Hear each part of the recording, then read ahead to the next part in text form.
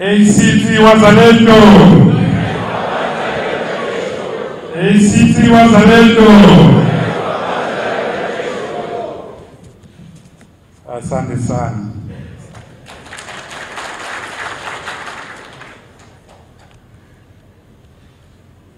Atticus, Texas. The president of ACT, Chama Wazalendo, and my good friend Mose Zito Kabwe,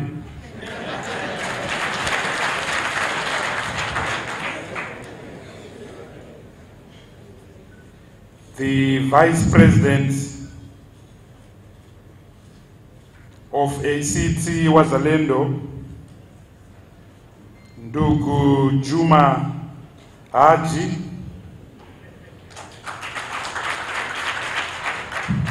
the chairperson, Mr. Shabani Mambo, the party chief advisor, Ndugu Saif Sharif, the Secretary General, Madam Dorothy Semu, the esteemed leaders from all the provinces and districts of this beautiful country, Tanzania, the leadership of ACT Wazalendo who are here present, and all those members of this great party that are watching or listening on various platforms across the country. I greet you in the name of my party leader, Advocate Nelson Chamisa, the president of the Movement for Democratic Change, who has sent me to be here. I also greet you in the name of Zimbabweans who are watching this process and are interested in what is happening in your country. Back at home, we call Tanzania the first country, Tanganyika the first country, the cradle of African civilization.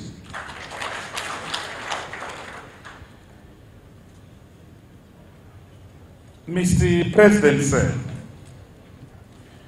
we meet at this present moment in time, at a moment in respect of which the entire value system, our Ubuntu, our beliefs, our way of living, our way of thinking is being questioned on a day-to-day basis.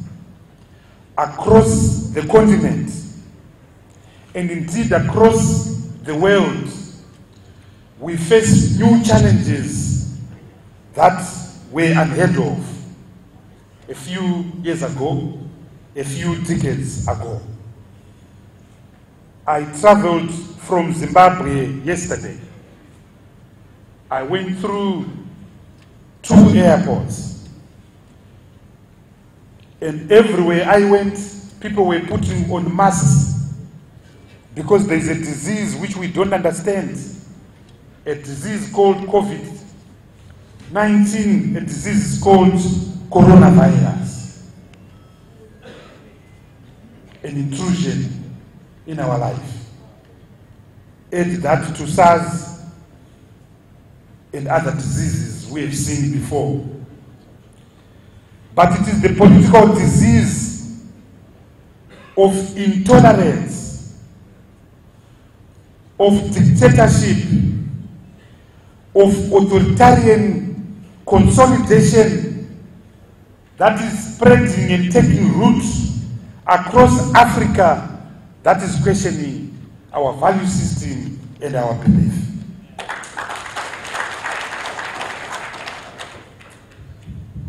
You go to Cameroon and Paul Biya.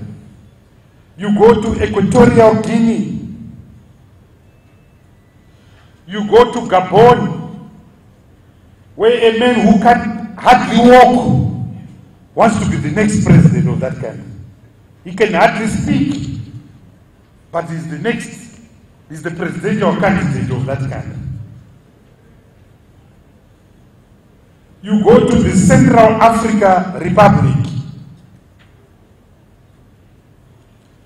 You go to Togo, where one family, the Ayademas, have been running that country since independence in the 60s. After the current president, his son will take over. After he's gone, his grandson will take over. And in our region, comrades and friends, this disease of authoritarian consolidation, this disease of intolerance, this disease of dictatorship is taking root. Go to Zambia and see the havoc that Edgar Chagwa Lungu is causing in that beautiful country. Go to Mozambique and see the ravage that Frelimo is causing.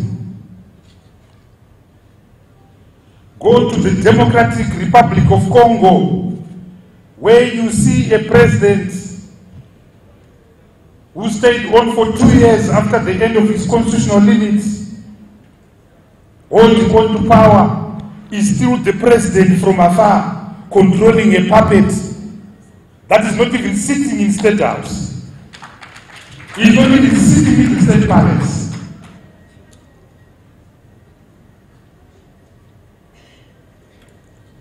Go to Zimbabwe, my brothers and sisters, where for 38 years we labored under the dictatorship of President Robert Mugabe. When the military coup took place in our country in November of 2017, we celebrated and thought a new dawn was being ushered in our country. Little did we know that we were jumping from the pot into the fire. 2 years later, my brothers and sisters, Zimbabwe finds itself in the clutches of an illiterate, dysfunctional dictatorship presided over by a colorless, talentless man known as Emmerson Dambudzo Mnangagwa. His middle name, Dambudzo, means trouble. Never call your son trouble.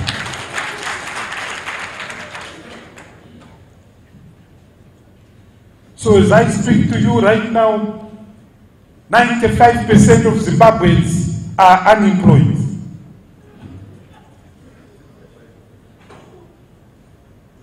When I slept in the hotel that I slept here in Dar last night, I couldn't sleep because there was electricity. Because for 6 months in my own country, I haven't had electricity. For 6 months in my country, I wash from a bucket because there is no water. So I'm now no different from my great-grandmother who died in 1923. The only difference is that I put on longer dresses than her. But in terms of poverty, Mr. Mnangagwa and ZANU-PF has taken us to depths that are unheard of. We watch with great concern the developments in your beautiful country. We've always known Tanzania and Tanzanians to be accommodating, tolerant, inclusive people. We've always associated Tanzania with the humble character of the Mwalimu Julius Nyerere. But we've seen disturbances since the ascendance into power of your current president, John Pombe Magufuli.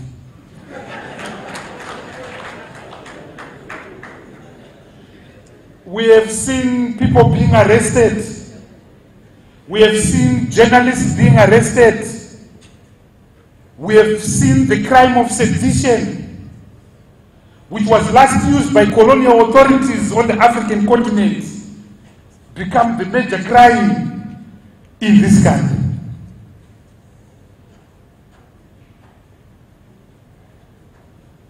Some members of parliament, I believe up to 24, have been hounded and convicted with the hefty fines, I understand, US $170,000.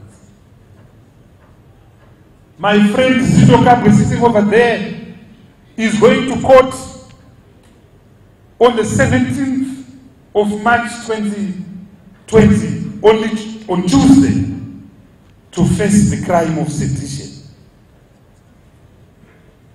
I have a question to all liberation movements.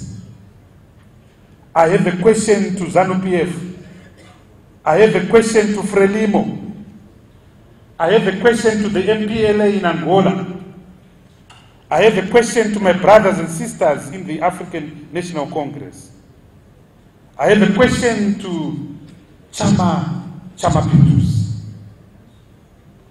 Why is it that beyond the mantra of one man, one vote, why is it that beyond the mantra of independence, nationalism cannot deliver?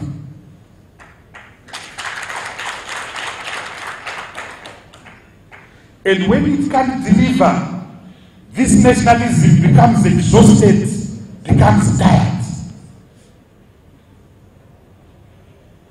And when it becomes tired and exhausted, this nationalism starts eating the nation states. It starts with money, corruption. Tired and exhausted nationalism has become associated with patronage, with corruption. Ladies and gentlemen, they steal those people. They are archbishops of stealing. They are deacons of corruption. I chair the Public Accounts Committee of the Parliament in my own country. I've never seen such levels of corruption, such levels of looting. You Tanzanians are seeing the signs. Zambians will tell you the same story. Mozambicans will tell you the same story. But they just don't eat money and state privilege alone.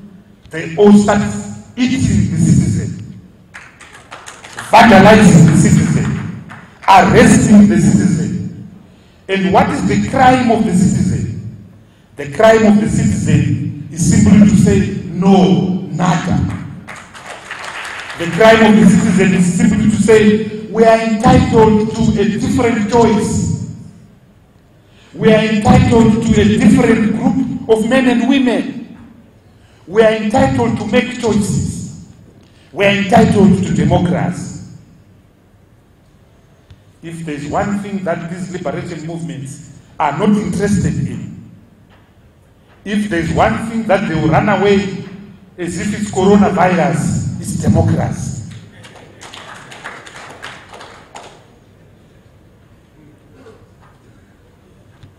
They will speak nominally in favor of democracy, but they hate democracy. Democracy is an inconvenience to them. Democracy is an irritating inconvenience to Emmerson Mnangagwa. to Felipe Nyusi, to John Pombe Magufuli. That is why an election can be held in the beautiful island of Zanzibar and in just citizens.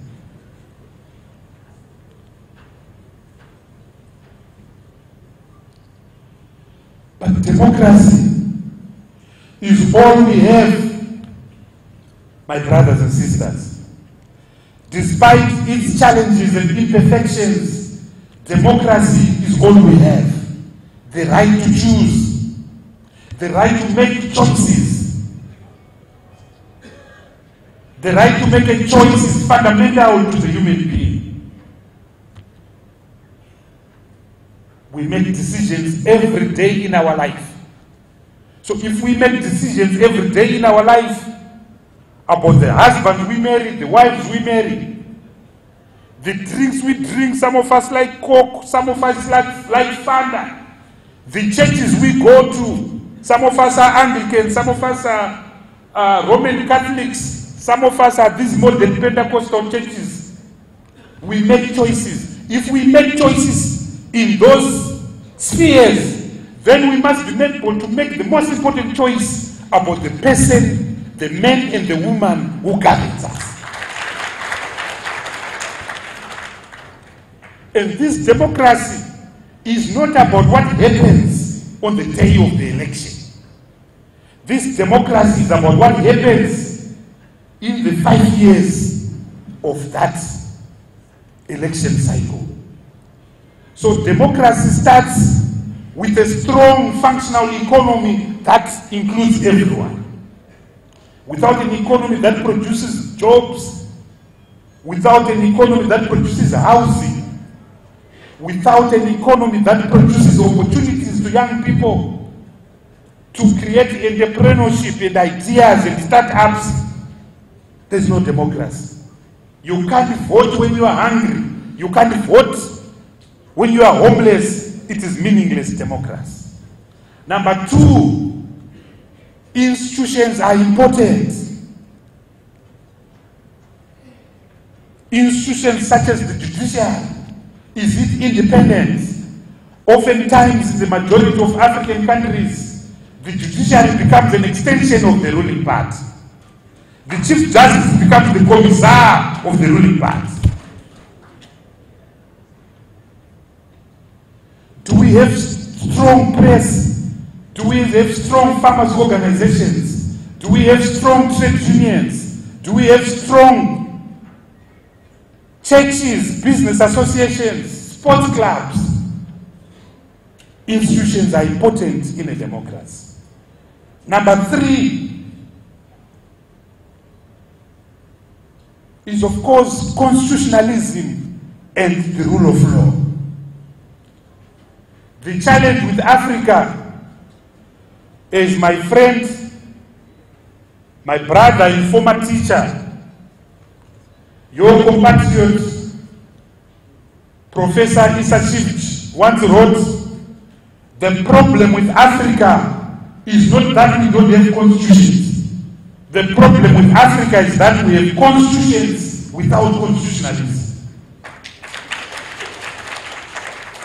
So we don't have the rule of law, we have rule by law, where some people and some animals are more equal than others.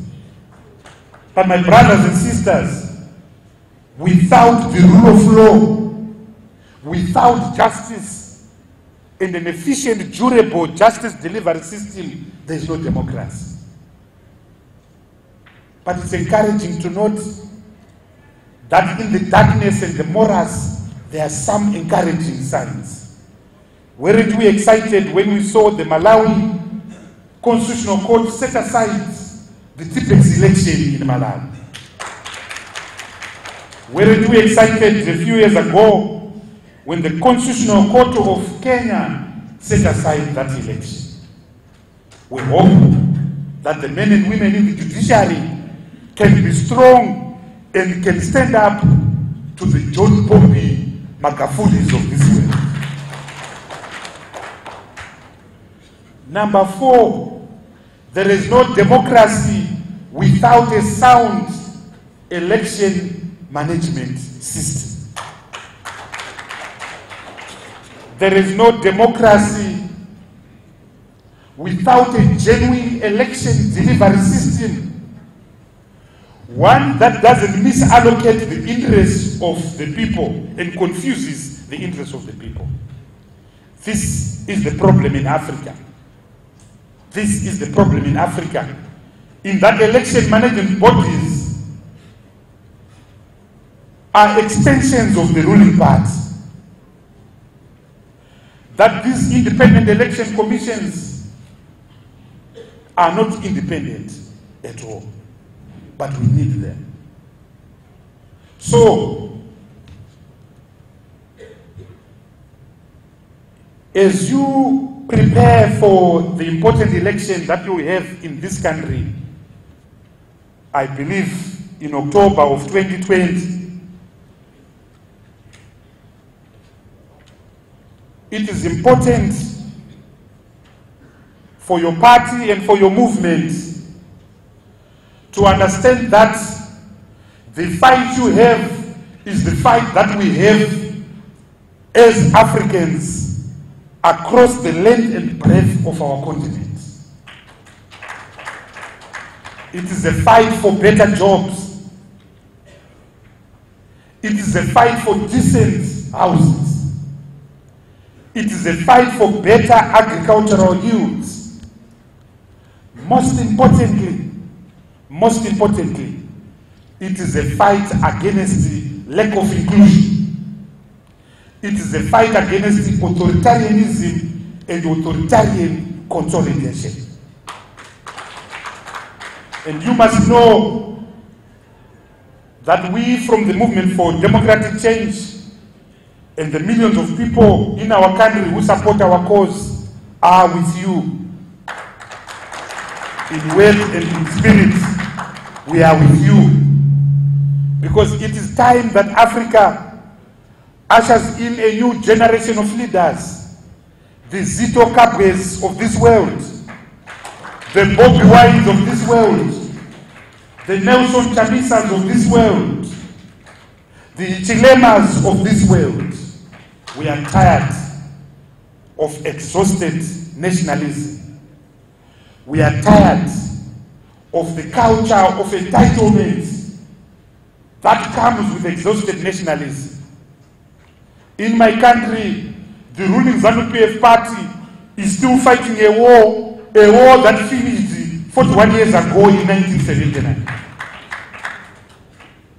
And you can't get a job or a farm unless you fought in the liberation struggle. So the liberation struggle becomes a page. But what about us who were too young to participate in the liberation struggle? What about us who were not born before the liberation struggle? That's why we need a new narrative to get rid of this exhausted narrative. Not only is it predicated on entitlement, it is also predicated on impunity. They will steal and kill because they say they liberated us. But as we say back at home, if you think you liberated us, go back and tie us again so that we can liberate ourselves. And it is not a political party that liberated Africa. It is not Chama Pinduzi that liberated the people of Tanzania. It is the people of Tanzania that liberated the people of Tanzania. It is the people of Zimbabwe that liberated Zimbabwe. It is the peasants, the farmers that cook for those gorillas who liberated the people of Tanzania, the people of Zimbabwe, the people of Zambia, the people of Namibia, the people of Mozambique. So I want to conclude, my brothers and sisters, by urging three things. Number one, the cohesion in your own movement. Number two, the unity of all democratic forces here in Tanzania. the unity of all democratic forces here in Tanzania. Oftentimes, the democratic project is disturbed by a multiplicity of voices and a multiplicity of candidates. That doesn't help our cause. So I urge the unity of all democratic forces in this country. Lastly, my brothers and sisters, I urge resilience. I urge resistance. The struggle to remove the black dictator is tougher than the struggle to remove the white dictator. The black dictator, my brother, is heartless. He is a murderer. So the struggle to remove black dictatorship is not a sprint, it's a marathon. I urge resilience, resilience, resilience. I thank you very much, my brothers and sisters. Asante sana, ziko mkwambiri, kwa lumba loko, siyaluma kakulu.